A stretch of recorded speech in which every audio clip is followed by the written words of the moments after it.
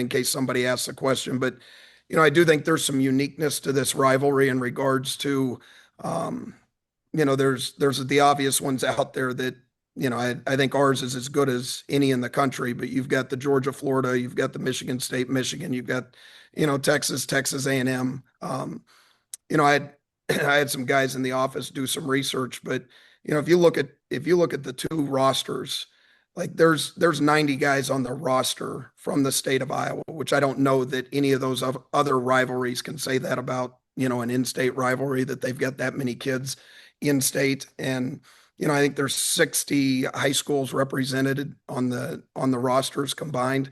So I just think there's a level of appreciation for this rivalry.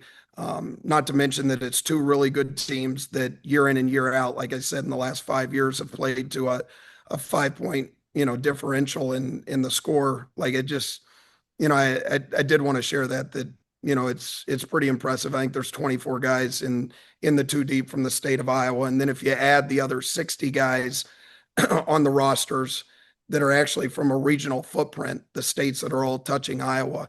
I think that's what makes this thing unique. I think it's what makes it special, and I think it's what adds to, this week, each and every week is a lot of our guys have lined up with a lot of their guys, either across from them or they've shared arms with them when they've walked out on the field in high school. So again, we appreciate you guys covering us, covering this rivalry, but obviously look forward to seeing you in Ames.